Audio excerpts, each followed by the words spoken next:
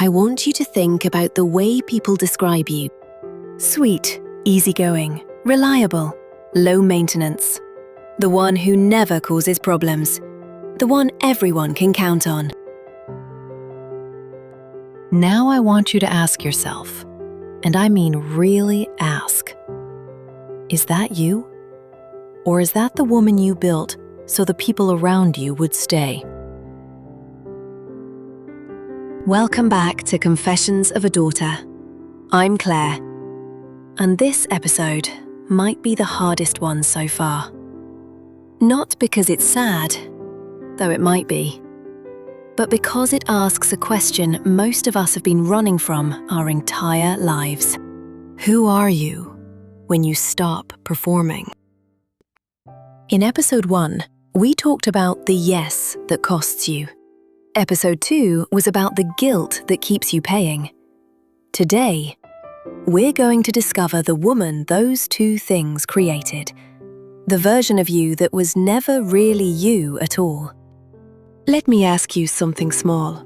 Well, it's not small. When was the last time someone asked you what you wanted? Where to eat, what to watch, what to do this weekend, and you genuinely did not know? Not because you didn't care, but because you've spent so long adjusting to what other people want that your own preferences have gone quiet.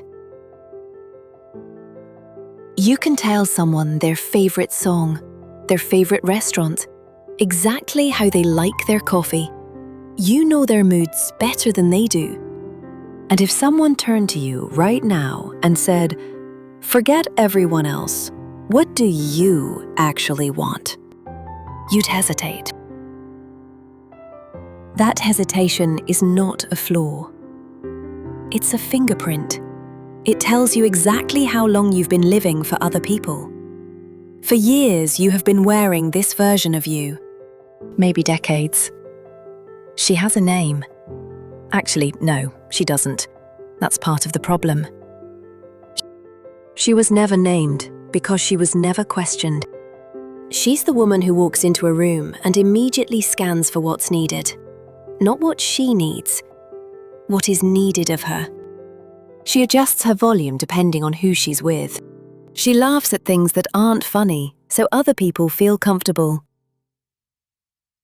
She says, "I don't mind," so often that the words have lost all meaning. She is liked by almost everyone and known by almost no one. And here is the part that nobody talks about. She is exhausted. Not tired from doing too much, tired from being someone. There's a very specific kind of fatigue that comes from performing a character all day. It's not in your muscles. It's in your chest. That hollow, "is this it" feeling that shows up even on the good days. If you've ever felt lonely in a room full of people who say they love you, it might be because they love her, and she's not you. Before we go any further, if this is hitting somewhere real, I have something for you. The free PDF is linked down below. 5 conversations your mum should have had with you. One of those conversations is directly about this, about the difference between who you are and who you were trained to be. There's a journal prompt inside. Use it. Write the version of yourself that nobody's ever met. So how does this happen? How does a whole person disappear behind a performance? It happens early, and it happens for a very logical reason. When you were young, maybe 5, 8, maybe 11, you noticed something. You noticed that certain versions of you were received well, and certain versions of you were not. The loud version got shushed. The angry version got punished. The needy version was called dramatic.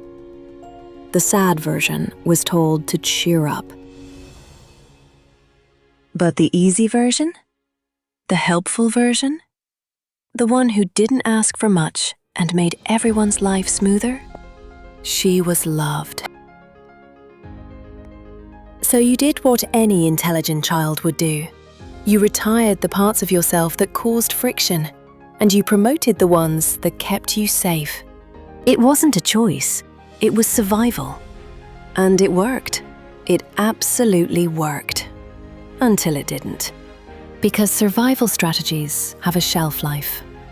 The thing that protected you at 10 starts to suffocate you at 30. The performance that kept the peace in your childhood home becomes the prison in your adult relationships. I spoke with a woman. I'll call her Ines. Ines was 36, successful, married, and has 2 children.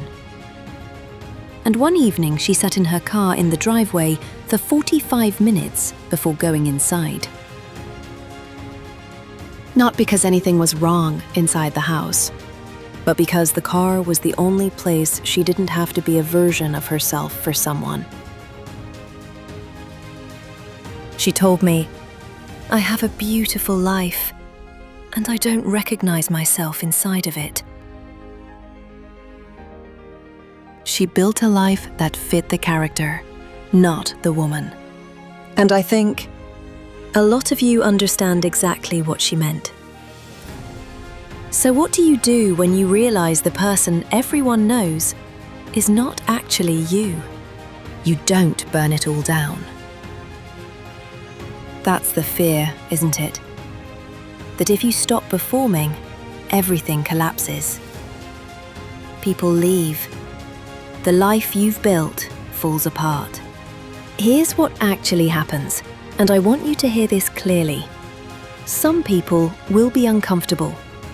That's true, because you aren't changing the terms of a contract they never knew existed. And some of them benefited from the old terms. But the people who love you, not the performance, but you, will stay. And for the first time, they'll actually meet you. Start with one honest answer this week. Not a confrontation, not a speech. Just one true answer where you would normally give a convenient one. Someone asks where you want to eat. Say where you actually want to eat. Someone asks if you're okay, and you're not. Say, honestly, not really. One honest answer, that's all.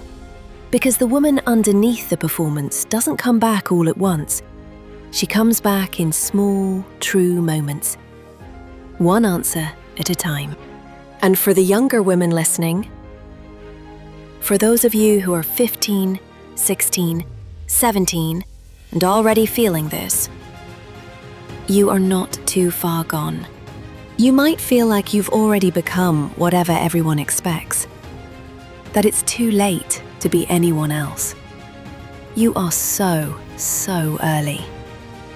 The fact that you can feel the gap between who you are and who you're pretending to be, that awareness is the beginning. Most people don't get there until their 30s. You're already ahead. The woman you've been performing, she served a purpose. She kept you safe when you didn't have the tools to keep yourself safe.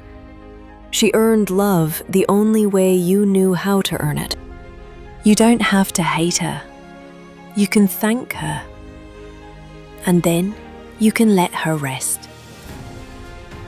Because underneath her, underneath the easy, the sweet, the low maintenance, the never causes problems, there is a woman with opinions and preferences, and a voice that hasn't been used properly in a very long time. She's not gone. She's just been waiting for you to stop apologizing for her existence.